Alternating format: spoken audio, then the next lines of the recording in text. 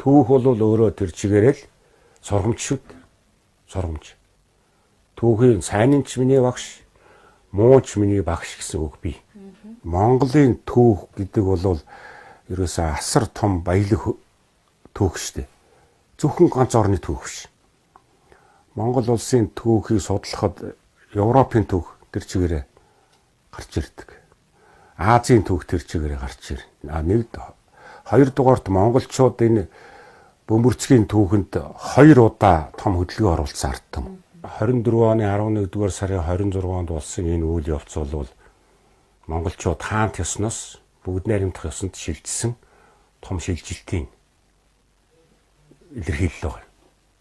20-р зууны түүхэнд гарсан одоо Монголын ер нь бол Монголын улс төрийн түүхэнд гарсан томоохон өөрчлөлт бол энэ цаг үеэр эхэлж байгаа. Монголчууд 1924 оны хүртэл үндсэндээ хаант засаглалттай улс бол явсан шүү дээ. За зүгээр хамгийн наад жишээ нь 1206 онд эзэн хаан Чингис Монгол улсыг байгуулсан. Ингээл одоо хаант ёс тогтсон гэж үзье л та. Өмнөхийг орхиод. Энэ хаант ёс бол 1911 онд Манжийн дараллаас гарснаас эргэсэн. Богд хаант Монгол улс байгуулагдсан. Энэ Богд хаант Монгол улсын тусгаар тогтнолыг бүрэн эрхт байдлыг 1919 оны 11-р сард Дундад эргэн улсын шүүжин тэргүүтээ энэ хүмүүс орж ир цэргийн өвчээр устгасан. Тэгээд энэ эргэн улсын эсрэг монголчууд тэмцэж 1921 оны хувьсгалыг хийсэн шүү дээ. Одоо ер нь үр дүн болсон.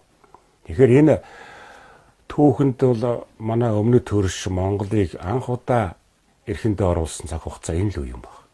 Тэгэхээр нийтийн эсэргүүцэл, дургүйцэл тэмцэл бол энэ 21 оны хувьсгал хөтөлсөн. Тэгэхээр яг энэ дээр саяны одоо асуусан тэр ач холбогдлын асуудал гарч ирнэ. Үндсэн хуульд хаант засагт улс бол 1921-с 24 оны хооронд тогтсон. 21 оны ардын хувьсгалын дараа Богд хааны хэмжээт цаазт хаан болгосон. Богд хааныг нөгөө тангаргийн гэрээгээр улс төрийн үйл хэрэгт оролцохгүй зөвхөн шашныхаа эрхийг үйл ажиллагааг мэднэ. Эрхийг хязгаарласан шүү дээ. Улс төрийн эрх үйл явцыг Монгол ардын нам, ардын засгийн газар эрхлэн мэдэж явуулна гэдэг. Тэгээ энэ хэмжээ цаазт хаант улс бол 21-с 24 оны хүртэл оршин тогтнож ирсэн баг. Тэгээ 24 оны 5 дугаар сард Богд хаан нас орсон. 24 оны 5 дугаар сард Богд хаан нас орсон үйл явдал нь бол энэ нөгөө бүгд найрамдах засаглалыг тогтоох энэ үйл явцыг түргэх гэсэн. Түүхийг бол түүхчидлэг чинь. Гэхдээ яг хоо би хөрдөл боддгийн түүхийг олон хүн бичих тусмаа ер нь сайн. Ягаад тэгэхээр тэр чинь эх орныхоо түүхийг харж хамгаалж ийн гэсэн үг тийм үү? Тэрэнд одоо ямар нэгэн байдлаар оролцож ийн гэсэн үг. Тэрнээс биш одоо энэ бол мэрэгжлийн хүн биш ээ. Энэ тийм учраас энэ бичсэн түүх бишээ. Тэр гихсэн юм байж болохгүй л дээ. Ер нь бол яг жинхэнэ яг академик түүх тухайн улсын тэр одоо албан ёсны түүхийг бол түүхийн хүрээлэн одоо түүхийн одоо байгууллага нь бичих ёстой. Энээс өмнө бол монголчууд одоо бодоо тэргүүтээ хүмүүс үндсэн хууль таан засагтай байя. Англи шиг. Данзан тэргүүтээ хүмүүс бол одоо Америкийн нэгдсэн улс шиг парламентт ёсны бүгд найрамдах улстай байя. Энэ хэд 21-с 24 оны хооронд ингээд алдаг төртөд байхгүй үйл санаанууд байхгүй болсон. Тэгэхээр 3 дахь одоо үйл санаа бол энэ зөвлөлийн хэлбэрт бүгд найрамдах засаглалтай болъё гэдэг энэ шугамд ялж ийн гэсэн үг л дээ. Тэгээ энэ бол яагаад вэ гэхээр 1921 оны энэ хувьсгал нь ер нь угаасаа эхнээсээ энэ ядуу дунд ардын тусыг туйлаар бодноо. Алстаа энэ ноёрхох ангийн эрх байр суурийг бол устгана гэсэн зорилт тавьсан шүү дээ. Хувьсгалын зорилт нь 21 оны одоо ардын намын дор нэгдсэн ноёдын нам, түшимдийн нам эхний гол санаа зорилго нь бол ингэж хувьсгал хийгдсэн шүү дээ. Тийм учраас энэ хувьсгалыг үндэсний ардчилсан хувьсгал гэж нэрлэдэг байдаг. Одоо бидний хөрс зэрэгэлдэх том улсууд энэ Хятад, Орос гээд за Америк гэл бусад улсууд чинь үндэсэндээ ард түмний түүхээр нь хүмүүжүүлж, уламжлалт соёлоор нь хүмүүжүүлж. Харамсалтай нь одоо манай зарим үед бол тэр уламжлалт соёл моёл түүх гэж одоо энэ балан юм яриха болцгоё. Өнөөдөр эдийн засгаа хөгжүүлье. Мөнгөтэй болъё. сайхан амьдарч одоо машин хэрэгтэй байвал эн чинь л одоо дараагийн амьдралын баталгаа шүү дээ гэж аюу тийм ярьж болж байгаа байхгүй. Энэ бол үндэстэн хэвэрхэж байгаагийн шинж баг. Монголын бүр эртний өв биш үү? Баян хүн нэг шуурганд, баатар хүн нэг суманд гэж. Тэгэхээр энийг бол бид нар харахын тулд Монгол шиг энэ агуу түүхтэй улс бол жинхэнэ эх орончдыг, жинхэнэ одоо эх орноо хөгжүүлэх залуучуудыг төлөвшүүлж хөгжүүлэх бүрэн том баялаг боломжтой. Тэгэхээр анх тугаар үндсэн хуулийн ач холбогдол нь бол энэ л оршиж байгаа юм л да. Энэ одоо өнөөдрийн тэмдэглэлд үйл явдлын. Тэгэхээр энэ хаан засаглалтай хаанд төрийн энэ хэмжээт эрэхтэй буюу хэмжээгүй эрэхтч одоо хаан засаглалтаар оршиж исэн дэглэмтэй улс орон өнөөдөр хуулийн засаглалтаар үндсэн хууль засаглалын дор орших эхний одоо шав суурал тавилаа гэсэн үг байна. 20 дугаар зууны түүхэнд гарсан энэ Монголын энэ том өөрчлөлтийг бол монголчууд зайлшгүй мэдэж тэмдэглэж за алдаа сургамжийг харж явах хэрэгтэй. Тийм учраас энийг одоо нийтээрээ мэдээ тэмдэглээд ингээд амраад амар нэгдэж одоо тэгэл бүгдээрээ сайхан баяр цэнгээд нэр бишэд тийм. Яг энэ тэмдэглэлт үйл явцыг ингээд амарч нийтээрээ баярлж хөөрж тэмдэглэнэ л гэдэг чинь энэ түүхэн үйл явцынхаа л үн цэнийг ойлгож хүндэтгэж ийна л гэсэн үг байхгүй. 20 дугаар зууны түүх бол бүхэлдээ л монголчууд энэ аль нэгэн улсаас хараад биш туцгаар оршихын төлөөх тэмцсэн тэмцлийн 100 болж өнгөрсөн. Философи талаас нь аваад үзвэл юм болгон цаг хугацааны орчил дотор өөрчлөгддөг, хувирдаг, эргэж хөрвж идэг. Нэг юм тогтонг байранда байдаг. Тийм учраас бидний өнөөгийн байгаа байдал ч гэсэн ямар нэгэн байдлаар бас өөрчлөгдөж магадгүй. Сайнаар ч өөрчлөгдөж магадгүй. Муугаар ч өөрчлөгдөж магадгүй. Одоо монголчуудыг дээр нь одоо хятадуудыг иргэшээлдээ оруулж захирж исэн Манж улсыг хар. 1644-өөс 1911 оны хооронд 300 гаруй жил оршин тогтсон үжирхэг улс л да. Ганцхан харин Монголтой байлцараад хамаг хүч чадлаа бараад одоо тэгээд дараа нь тэр нөгөө хятадын их том соёл дотор орж уусаад одоо Манж гэж улс байхгүй болсон. Үндэсний хувьд байхгүй гэдэг байгаа шүү дээ тийм. Түүх нэххээ байцсан тэр ард түмнийг алга болцсон. Энэ бол тун эмгэн л байгаа юм. Хамгийн гол нь бид нар энийг ойлгох зүйл бол тусгаар тогтносон байдал гэдэг чинь бий болдог. Бас алга болчт юм байх шүү л гэдэг бид сайтар ухамсарласан байх хэрэгтэй. Манай аав бол Хөвсгөл аймгийн Аруулга сумын хүн баг. Тэгээ манай аавын худам бол ерөөсөө анчин гөрөөчөн улс байсан. Тэгээд яг манай аав бол одоо нардын засгийн үед л одоо өсч хүмүүжил боловсрал олоод явсан жирийн нэг сэхийт гаргалаа. Манай ээж бол бас Өөр хангай аймгийн Хайрхан долооны харьяат хүн бас л одоо малчин өвгдөд цасгаралтай юм. Монголчууд ч ерөөсөө бүх өнөөгийн бидний дараагийн одоо үеийн чи бүгд л энэ нүүдэлч малчин удамтай юм хүмүүс байгаа шүү дээ. Ээж маань бол эмч хүн байсан. Анхны одоо Монголын энэ ангаахын сэхэтнүүдийн нэг л дээ. Тэгээ манай өвөө Өөр хангай аймгийн харьяат хүн л дээ. Манай одоо ээж аав. Тэр хүн бол бас залуу цанд насандаа нам улсын хариуцлагатай ажил хийж явсан. Бас өөрөө сонирхолтой түүх тохолж өнгөрөөсөн хүн байдаг. Тэгээд тэр өвөөгийн ман дээр гэдэг найзууд нь болохоор бас л одоо тэр үеийн түүх. Энэ Сайнагийн хаан намын сүрэнгийн хошууных нь л да. Одоо Өөр хангай аймгийн Сайнагийн хаамгийн Сайнагийн хошууных юм байсан. Тэгээ энэ түүх домог дундаас л одоо энэ түүх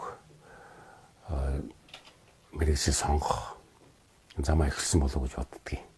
Гэхдээ яг нөгөө хөөхт насны мөрөөдлөөр чинь одоо тагнуулч болно, мөрдөн байцаагч болно гэж одоо хэсвэрлэл мөрөөдөл явдаг шүү дээ. Тэг ягаад ч юм одоо намайг их сургууль хэлсгчил түүхийн анги надад их ойролцоол таарсан. Тэг яг ингээд түүхийнхаа чиглэлээр ингээд тууштай явхад бол надад энэ тухайн үеийн манай түүхийн багш нар их нөлөөлсөн. Тэгээд нөгөө барууны ертөнцөөс хааж их тусмал тэрийг сонирхдаг. Би өөрөө бол Улаанбаатар хотод төрсөн. Одоо энэ 2-40 мянгатад төрж өссөн юм л хүн. Одоо яг өөрөө бол онтогон хотын л хүн л дээ. Ер нь Монголын түүх чинь өөрөө ингээд судлаад эхлэхээр бол салахын аргагүй. Өөрийгөө ингээд өөрөө ирэхгүй ховстож татаад энэ үйл явдалд оруулдаг л ийм л онцлогтой төвхөлтэй. Тэгэл энэ чиглэлээр л би ингээд ажиллаад мэргэжил явж байгаа. Хоёр охинтой. Тэгээд тэд нар маань өөрсдөө сонголтыг хийсэн. Манай охтын харин сонголтонд бол манай ээж одоо манай эхнэр нь бол нөлөө үзүүлсэн. Миний хувьд бол яг хөтэ зүгээр л нөгөө аав хүний алсын зайнаас хараад нэг байдлыг чиглүүлнэ гэдэг шиг л оролцдог шүү дээ. Ер нь амьдралдаа ч гэсэн тэр би одоо ер нь манай гэрт хэдэн төгрөг байдгийн тэр юун зарцуулагдж идгийн тэр бол сайн мэдэхгүй шүү дээ. Бүгд ихнэр зохицуулдаг. Монголчуудын нэг том онцлог энэ шүү дээ. Тэ. Ер нь хөдөөч гэсэн тэр шүү дээ. Ер нь бол айлыг яг хөө эр хүний нэрээр явдаг болохоос биш гэр бүлийг мэдэж зохицуулж авч босгож явдаг ихнэр хүн байдаг. Ер нь эмэгтэй хүн. Аль ч айлд. Тэгээ энэ одоо Монголын бас энэ гэр бүлийн онцлогийг бид бас тоолгож анзаарч явах хэрэгтэй байхгүй юу. Тэгээ би ер нь бол улсын архивт нэлээд олон жил ажилласан. Дээр нь энэ нийгмийн аюулаас хамгаалах амны зэргийн дээд сургууль гэж сургуульд төвхийн багшаар ажиллаж исэн. Тэгээ энэ багшлах хугацаанд бол яг тэр Горбачевын өөрчлөлт байгуулалтын үе гэдэг энэ цаг үе бидэрт таарсан. Би 1983-аас 1989 оны хүртэлх хугацаанд энэ дээд сургуульд төвхийн багшаар ажиллаж исэн. Тэгээ яг энэ үе маань бол нөгөө зөвлөлт оронд өрнөсөн өөрчлөлт байгуулалт. Энэ өөрчлөлт байгуулалтын нэг гол давалгаа нь бол энэ зөвлөлт холбоот улсын түүхийг эргэж харах, Сталины үеийг эргэж шүүмжлэх, эргэцүүлэх юм цаг үед давхцсан. Тэгэл одоо бидний залуу багш нарын дунд болохоор одоо хуулийнхаа чиглэлээр, түүхийнхаа чиглэлээр янз бүрийн хилцүүлэг маргаа өрнөдөг байлалд. Тэгээ энэ дундаас би түүх зааж явах явцдаа энэ лам нар яагаад ингэж нийтээр ховсголыг эсэргүүгэж буруутгагдсан юм бэ? Чухам ямар үндслээр ингэж лам нарыг аймаглан устгах болсон юм бэ гэдэг асуудал сонирхол татал явдаг байсан. Өлзий хоттой танилцаад үерхэж ихснээс хойш үндсэндээ бараг 40 жил болж байна л да. Би тэр л оюутан ахуй цагтаа их өгжилтэй л да, тийм оюутнууд байсан нэгнээ бид ч одоо Ахмад түүхчдийн тоонд ороход ойрхон очиод байна шүү дээ. Бидний багш нар бол их олон том түүхчд байсан. Тэд нар маань одоо ихэнх нь мөнх усыг үтсэн. Тэгээ одоо дараа нь бидний үед л одоо эхэлж ах шиг байна. Тэгээ энэ дотор бол Өлзий Баатар бол энэ нэлээд судлагдаагүй сэдвүүдийг одоо анх барьж авч их сургуулийг сонирч байгаа л да. Одоо яг ингээд би зөвхөн нэр төр олохын тулд ингээд яг ажиллаад байгаа юм биш шүү дээ. Миний яг одоо өмнө тулгардсан хүлээцэн үүрэг болохоор өнөөгийн монголчуудын төвшин түүхийг нонгож ойлгуулж тэр оюун санаанд нөлөөлөхгүй бол цаашдаа ер нь бас их жоохон хэцүү байдал үүсэх юм байна гэдэг бодол төрөөд байгаа надад. Ягаад тэгэхээр Инженер Ашхбай тэр хөх судрынхаа эхний батд бичсэн байдаг байхгүй юу? Өөрөө алтан ургийн хүн. Тэгээд тэр чинь манжин дарлалд байсан үе шүү дээ. Тэгээд үүх түүхээ мэдэхгүй хүн болвол гахаа мэтэ. Ялангуяа тайж язгууртай юм хүмүүс чи түүхээ мэдэхгүй явна гэдэг чинь ямар балаа хэрэг өгөөд багштай зодуулаад нулимулсан байгаа юм л да Инженер Ашхбай. Тэгээд эргээд тэр аавынхаа нөгөө тэргээр хураацсан байсан Монголын түүхийг бичээд орхицсан байсан тэр хөх судрын армааныг өргөжлүүлж бичээд дуусгасан шүү дээ. Тэгээ энэ хөх судрын арман чи яг ингээд гарсан үеийн Монголын нөгөө манжаа салах энэ хүсэл эрмэлзэлтэй болсон үедээ давхцдаг байхгүй юу. Тэгэхээр яг өнөө цагт ч гэсэн ингээ монголчуудынхаа сайхан тусгаар улс уулцсан бие даатсан байгаа мөртлөө улсаасаа ингээ тараад яваад харийн соёл дээр очиод нэгдээд тэ харийн соёл дуусаад зарим нь харийн соёлыг ингээд бишрээд шүтээд өөрсдөө голоод ингээд яваад байгаа нь бол болохгүй санагдаад байна. Тийм учраас ямар нэгэн хэлбэрүүдээр энэ галыг өдөөх хэрэгтэй байна. Түүх рүү нь оруулах хэрэгтэй байна л гэсэн зорилгоор би ажиллаад байдаг юм л та. түүхийн үйл явцыг энсэн дээр тавиал бид өөрөө шүүгээд байна гэж зүйл байж болох шиг асуудал байхгүй. Бид түүхийг шүүдгүү. Бид түүхийг судалдаг. Тэгээд сургамжийг олж хардаг л байх ёстой юм. Учиртай юм шүү дээ. Харин хүний үйл ажиллагааг түүх өөрөө шүүж явдаг. Ийм зүй тогтолтой. Гадаадын судлаач эрдэмтэд Монголын архивыг үзчихэд их гайхдаг шүү дээ. Нөгөө нүүдэлчин ард түмэн соёл бүтээдгүй улсууд гэдэг чинь ийм их юм хадгалсан байдаг юм уу гайхдаг. Яг одоо энэ нөгөө ном уншиж байгаа юм. Монгол дахь үндэсний үзэл ба эрлий зэчил гэдэг. Ураадын булаг гэж одоо энэ Английн Кембриж их сургуульд доктор огсоор ажилладаг эрдэмтэн энэ өвөрлөгч хүн. Энэ хүн одоо 90-ад оноос хойш өнөөдөр монголчуудын одоо энэ дотоод улс төрд болоод байгаа. Тэгээ энэ үндэсний үзлийн талаар ол бичсэн байгаа байхгүй юу? Яг тэгэхээр энд юу вэ гэхээр бидний тусгаар тогтнол алдагдчихвал юу болох вэ гэдгийг энд номод харуулсан баг. Жишээлбэл одоо бид өвөр Монгол шиг болчихвол яах юм? Дундад одоо өмнөд хятад улсын мэдлэлд орчихвол бидний бэлэн жишээ энд байж өвөр монголчууд. Тэрэнд монгол хэл номер 1-р байдаг хэл нь биш. Монгол хүн 1-р тавигддаг хүн нь биш. Тийм үү? Тэд өөр нь хаяат. Тэд заавал хятадаар ярих хэвээр. Заавал хятад түүх судлах хэвээр. Тийм ээ. За тэгвэл бид Орос улсын мэдлэлд орчихсон бол яах юм? Бид хойд буряд улсаа харах хэвээр. Буряд их хар, улаан их хар тий. Энэ монголчууд шүү дээ. Гэтэл яаж одоо тэр орсчиж байна? Тэнд монгол хэл гэж байхгүй болсон баг. Тийм. Монголоор бахарах үйлчлэг гэдэг нь дарагдчих. Хэдэн жилийн дараа тэр үндэст ямар болох вэ? Энэ бүлэхэн жишээ байж байхгүй. Гэтэл өнөөдрийн бид тусгаар монголчууд өнөөдөр монголоор ярьж байна тийм үү? Монгол хэлээр хамгийн эрхэм дэд зүйл байна. Монголын түүх нь хамгийн үнэт зүйл байж судалж байна.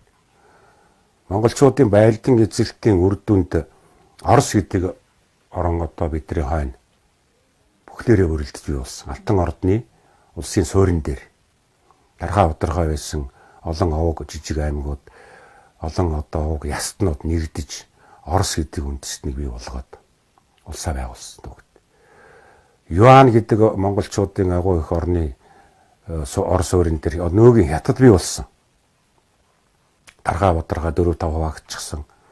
Хизээч нэгдэхэргүй байсан монголчуудыг Хөвлөө хаан нэгтгэж нэг улс болгож өөрийн захиргаанд оруулсан.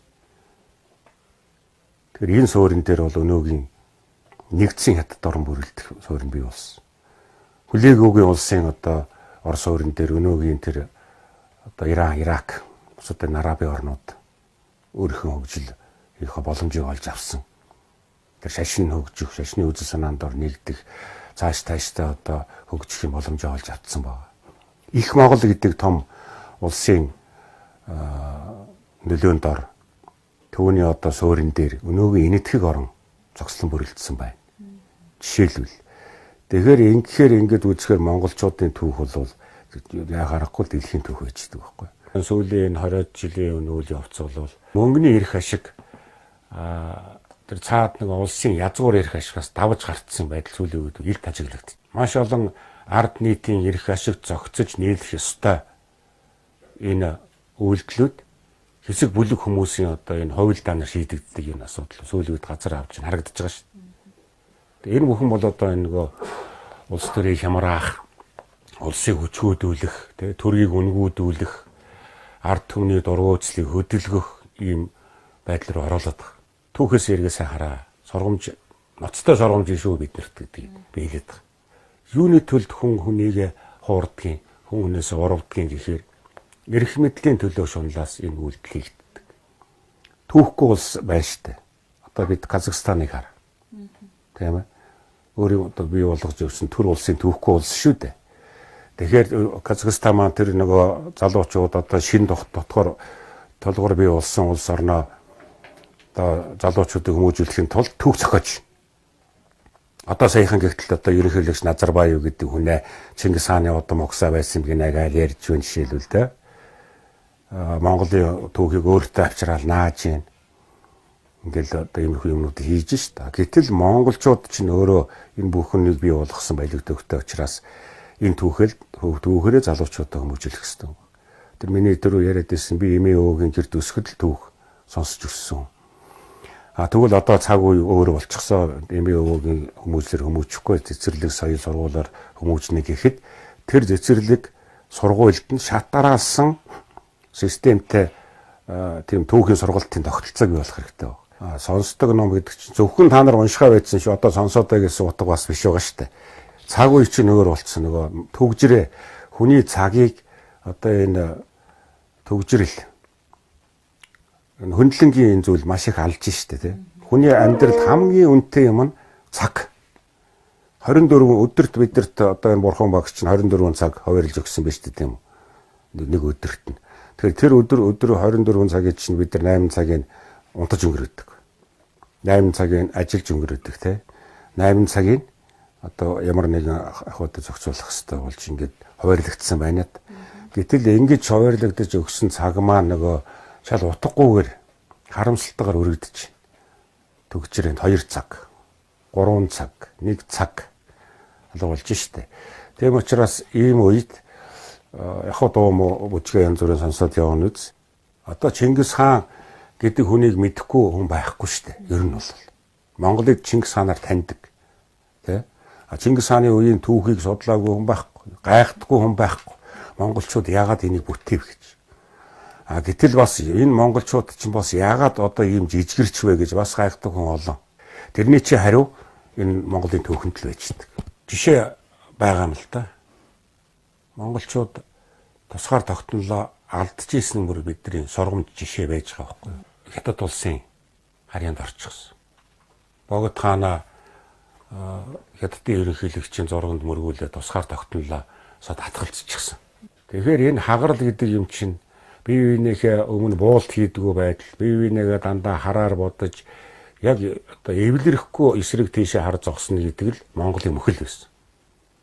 Монголын бүхэл түүх яг энийг харуулж идэг. Энэ бүхэн чинь Монголыг жижигрүүлэхт өргөсөн байхгүй. Түүх нь билээс ингэж бичээд өгсөн юм сургамжууд байж байгаа. Тэгэхээр энийгээ бид одоо сайн харах хэрэгтэй. Тэгэхгүйгээр нөгөө улс төрчид маань энэ нэгдүгээр түүхийн мэдлэг маш хомс. Зөвхөн одоо өнөөдрийн явуулж байгаа эрх ашигын төлөөх хувилдаан. Эрх ашигын төлөөх энэ үгслүүдээ улс төр гэдэг нэрээр халахвчлаад хувийн маш өчүүхэн эрх ашигыг энэ гаргаж ирээд байгаа байхгүй юу? Өөрийнхөө нэр хүндийг сайн хамт нийт найз нөхөд гэр бүл. За тэгээд хамт олон дотроо сайнаар авч явж байгаа хүнийг нэр төртэй хүн гэж бид ерөнхийд нь нэрлэдэг шүү дээ, тийм үү? Гэтэл нөгөө эрүүгийн ертөнц гэж байна шүү дээ. Сөрөг ертөнц дотор бас нэр төртэй улгааснаар байдаг байхгүй юу? Тийм ээ? Нэр хүндтэй, нэр төртэй гэж тэр нэр хүндтэй алддаггүй, хүндлэгддэг.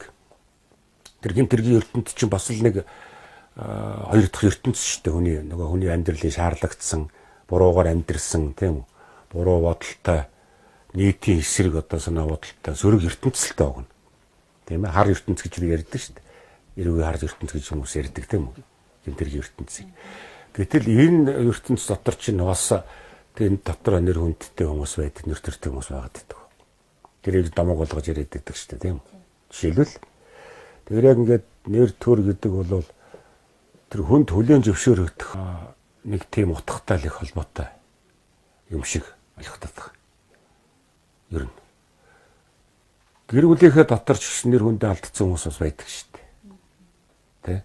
Үгийн сонсдгоо, үгийн тоодгоо, за энийг юм ярьж илээд одоо нөлөөлдгөө те. Гэтэл гэр бүлийнхээ дотор тэр нэг ахтай хамаатан дотор нөлөө бүхий бас хүн байдаг те. Үгийн бүгдээр очиж сонсдог, заавар зөвлөгөө авдаг хүн байна шүү дээ. Энэ хүн чинь бас л энэ дээр бас л нөгөө нэр төрийн нэр хүндийн асуудал гарч ирнэ.